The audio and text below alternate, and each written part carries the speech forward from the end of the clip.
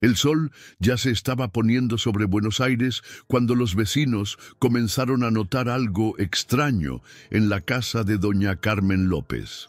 La puerta principal estaba entreabierta, algo inusual para la anciana de 72 años, que siempre cerraba todo con llave antes del anochecer. La mujer vivía sola desde hacía años, desde la muerte de su esposo, y mantenía una rutina meticulosa. Todas las tardes salía a comprar pan en la panadería de la esquina y los domingos visitaba el pequeño templo del barrio. Pero aquel lunes nadie la vio.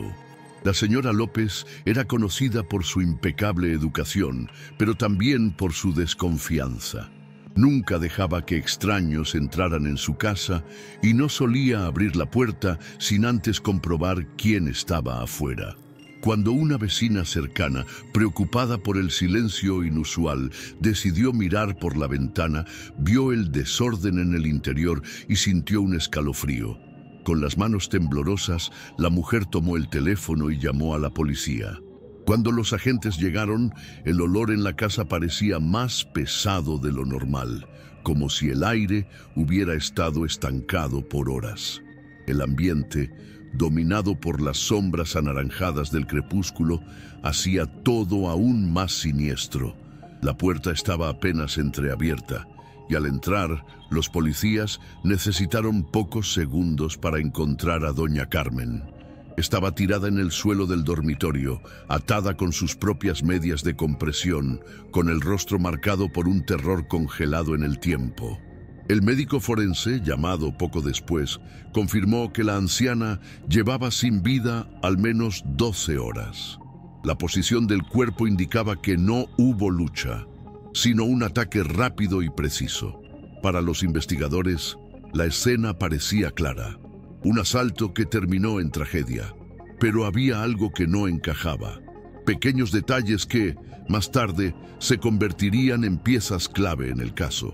El invasor no había traído cuerdas ni cintas adhesivas, como sería común en un crimen premeditado. Él improvisó con lo que encontró en el lugar. Esto sugería que no había planeado todo, sino que actuó por impulso. Además, al revolver la casa, el agresor no encontró lo que buscaba. La caja fuerte, vacía desde hacía meses, permanecía abierta, intacta. El equipo forense comenzó a recolectar evidencias mientras los investigadores trataban de reconstruir los últimos momentos de doña Carmen. Pronto, un detalle se destacó. Se encontraron rastros biológicos en el cuerpo de la víctima, lo que levantaba la posibilidad de un crimen sexual. El escenario se volvía aún más perturbador. El crimen ya no era solo un asalto frustrado, sino algo mucho más cruel. Quienquiera que hubiera estado allí no solo mató a doña Carmen, sino que la dejó vulnerable e indefensa en los últimos momentos de su vida. La tensión entre los policías aumentaba a medida que cada nueva pista apuntaba a una escena más macabra de lo imaginado. El crimen parecía demasiado brutal para ser obra de un simple robo.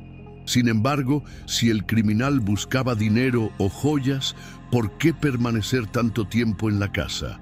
Y aún más extraño, ¿por qué un crimen sexual cuando el objetivo inicial parecía ser solo el robo? Mientras los detectives interrogaban a los vecinos, surgió una nueva información. Doña Carmen solía visitar un pequeño templo en el barrio y, semanas antes, había vendido sus joyas por dificultades financieras. Era posible que alguien hubiera descubierto esto y creyera que el dinero aún estaba en su casa. Las investigaciones ganaron fuerza cuando un comerciante local mencionó haber visto a dos jóvenes intentando vender bisutería muy similar a la que la anciana usaba. Los describió con precisión: un chico delgado, con la cabeza rapada, y otro un poco más corpulento, con una cicatriz en la ceja.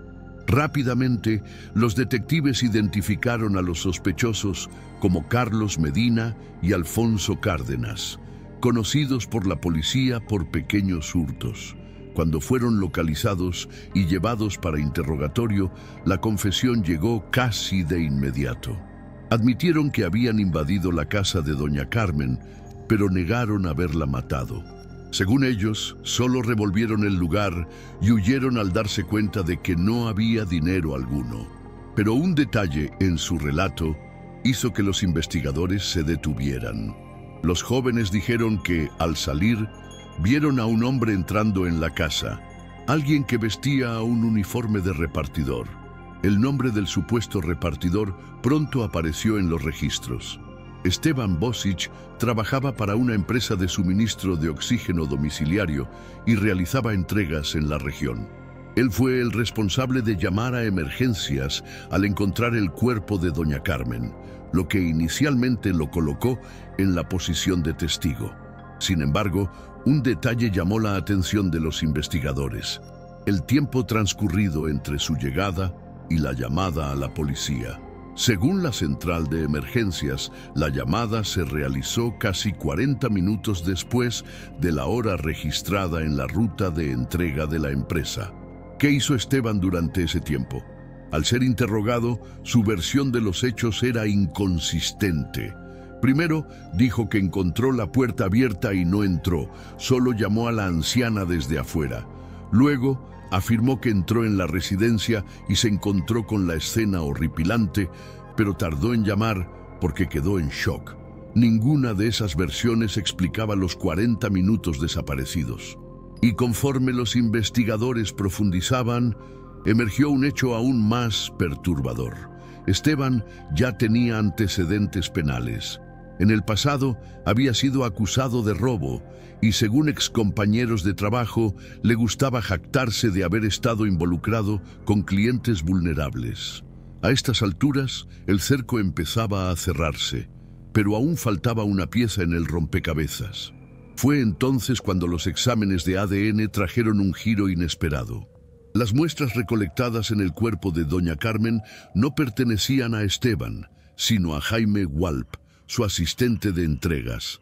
Jaime era un empleado de segundo nivel, alguien que apenas aparecía en los registros de la empresa. Su trabajo era simple: cargar cilindros, ayudar en las entregas y, a veces, cubrir rutas cuando Esteban estaba sobrecargado. El día del crimen, había acompañado al repartidor hasta la residencia de la anciana, pero Esteban aseguró que se quedó afuera. Eso ahora se demostraba como una mentira. Confrontado con las pruebas, Jaime negó su implicación al principio, pero la presión del interrogatorio y las evidencias eran abrumadoras. Eventualmente, admitió que, al ver a doña Carmen ya atada y vulnerable, no pudo resistir la oportunidad de cometer el abuso. Afirmó que no tenía intención de matarla, pero los médicos fueron claros. El shock y el trauma provocaron un ataque cardíaco fulminante en la anciana. Ella murió allí mismo, sin que nadie escuchara sus últimos suspiros. Con la confesión de Jaime, el caso finalmente empezaba a encajar. Carlos y Alfonso habían sido solo los primeros en entrar. Habían revolvido el lugar en busca de dinero y salieron al darse cuenta de que la casa estaba vacía de valores. Jaime, al ver a la anciana ya inmovilizada, aprovechó la situación para cometer su atroz crimen. Lo que no previó fue que la avanzada edad y el estado frágil de salud de doña Carmen harían que su acto resultara en un ataque cardíaco fulminante. Salió de la casa sin siquiera notar que ella ya no respiraba. Cuando Esteban llegó minutos después, encontró el cuerpo y tardó en llamar a emergencias, probablemente ponderando si podría involucrarse en el caso de alguna manera. Al darse cuenta de que ya era demasiado tarde, decidió simplemente llamar a la policía y fingir que había sido el primero en entrar. Sin embargo, sus antecedentes y su comportamiento errático lo pusieron en la mira de la investigación, hasta que las pruebas revelaron que el verdadero monstruo había estado a su lado todo el tiempo. En el tribunal, el desenlace fue inevitable. Carlos Medina y Alfonso Cárdenas fueron condenados por allanamiento de morada y robo agravado, recibiendo penas moderadas debido a la ausencia de violencia directa contra la víctima. Mientras tanto, Jaime Walp enfrentó acusaciones de agresión sexual seguida de muerte y homicidio culposo, ya que técnicamente no había planeado matar a doña Carmen, pero su acción resultó directamente en la tragedia. La fiscalía fue implacable, argumentando que, de no ser por su ataque cobarde, la anciana podría estar viva. La sentencia fue dura: 25 años de prisión sin posibilidad de condicional en los primeros 15. Esteban Bosic, a pesar de levantar sospechas y ocultar información durante la investigación, no fue formalmente acusado de involucramiento en el crimen, pero perdió su empleo y quedó marcado como un hombre de reputación dudosa. Para los vecinos de doña Carmen, solo quedó el dolor de la pérdida y el vacío dejado por la mujer que durante tantos años fue parte de la comunidad. La puerta de su casa, ahora cerrada para siempre, se convirtió en un sombrío recordatorio de un crimen brutal que empezó como un simple robo, pero terminó revelando los lados más oscuros de la naturaleza humana.